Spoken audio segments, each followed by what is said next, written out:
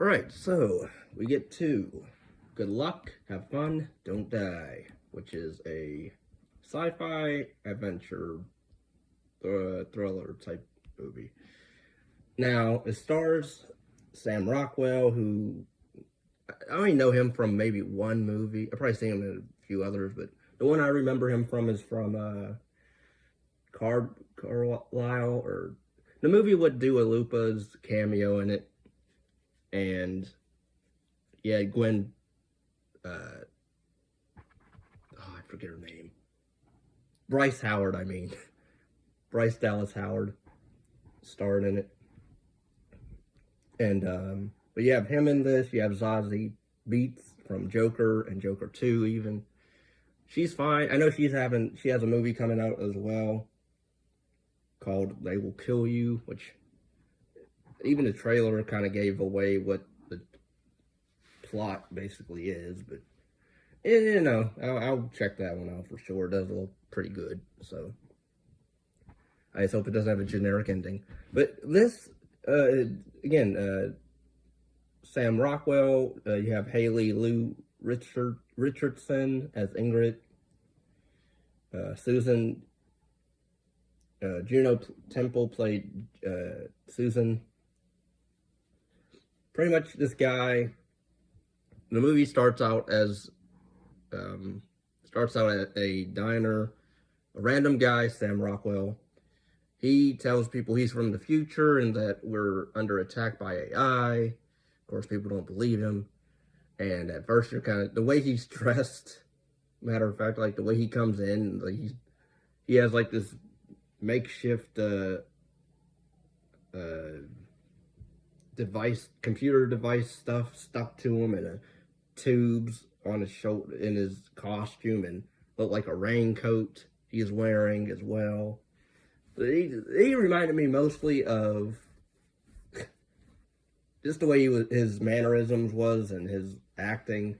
He reminded me of Jumanji with Alan Parrish. You know, where they bring him back from Jumanji and he's in the future, but he thinks he's in the past. He doesn't realize time's passed and, you know, things are different. But his whole getup reminded me of that a bit, as if Alan Parrish were to come back into the future and dressed like that, but still had the beard and kept the beard and never shaved it. But that's what his character kept giving me the vibes of, and I like the dialogue in it where, you know, he's pointing people out, telling them some of their life situations and how would he know stuff about them, never met them before. He's like, I've been through this like 140 something times or 170 something times. He's been through this restaurant and this routine a bunch of times, is what I'm saying. And so he ends up picking, like, I guess, different people in this restaurant. It has to be this specific restaurant, I guess. Can't be any other restaurant. So the movie does have some Terminator stuff. Again, it's not as dark. Well, it does have a dark subject matter in terms of school shootings. I would just say that. They do play it off kind of serious, but then also they put some humor somehow in it. They try to. And you know, it's like, should I be laughing at people's demeanor during this? No. Because even like, and then there's also talks of cloning. And this movie is kind of odd because you don't know what year it's set. Because I guess it's supposed to be present day, but they're able to clone people. But then you also have certain other stuff that's, you know, high tech, which, like, you have like a AI. Well, I didn't understand this device where one of the characters in this, Susan, she lost her son in the school shooting, and at one point she is able to get a clone, but then this random guy just shows up to her and is like, I see it, you're grieving. I think I can help you actually get your son back. Well, his essence or his conscious mind anyway. And that was kind of weird with the ending, with that storyline, where that goes. I did like how it is a non-linear movie a bit, because you do get some character backstory, such as with Susan, Ingrid, and Janet and Mark, who are two school teachers. But I didn't understand the Mark character. Like, I guess he's supposed to be a wuss, like a pretty weak guy. Like, he doesn't stand up for himself. Even these teenagers like tell him like what to do and are able to get in his face, even though, like, what? So I didn't understand that. This movie is stupid in ways, and yet I enjoyed the movie. And that's a very, very rare, thing I'll say probably on this channel about a movie, is that it's stupid and I still love the movie. Because I did like the characters overall. Like, it, again, is social commentary on AI and our addiction to it. We can't put our phones down, not even in schools, let alone at home. At the dinner table, we have to, like, there's, even gave off some Night of the Living Dead type stuff with people are, I don't know what they do because at one point when Janet and Mark, when they were getting attacked by the students with their cell phones in their hands, I didn't understand what would be the bad thing about, them coming at them. Like, I didn't understand, like, do they still try to kill people, or do they just, like, what? They just stand around and just hold their phones at them? Which reminded me of another movie that was stupid, but at least this one, it actually had gore in it, and it was a good humor in it, matter of fact, and good acting, some good, actually decent,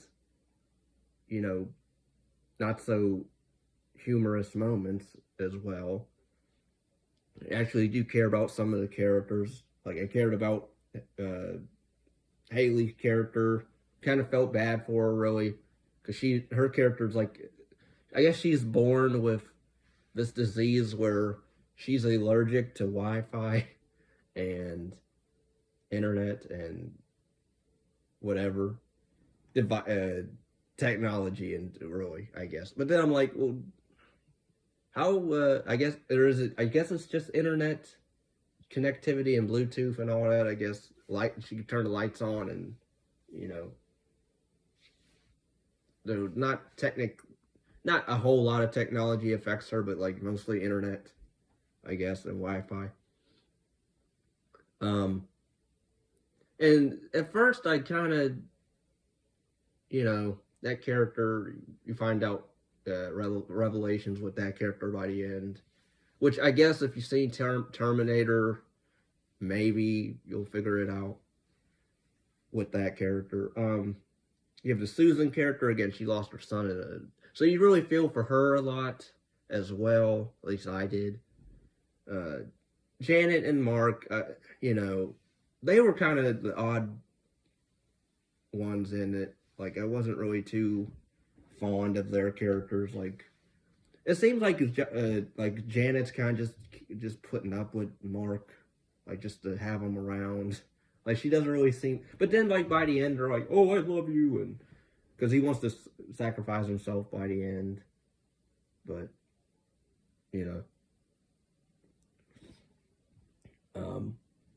but yeah, Sam's Rockwell's character, Homie Do, or whatever his name is. Well, you have some of his backstory as well, where his mom was frightened of technology, and she tried to shield him from it. So, he stuff with that, and he blames himself for her death. He does explain like what went on in the future, like his time and all, I believe, and like a line of dialogue when they're hiding from the police. I did like the montage of him giving down different ways things went down at the restaurant, where it's sort of like Doctor Strange, like where there's different um, scenarios that could happen that or did happen to where he never completed his mission, or where like all the people he recruits always die anyway, so then he has to always reset to go back in time. So I like that. I thought that was funny. The character Scott, I thought he was probably another highlight of the movie. His humor, where he's the skeptic of the group as well, but then you grow to kind of like him, but then he dies, so then that sucked because I actually did like that actor. I don't know what else he's in, but I like his character anyway, or that actor's portrayal of the character.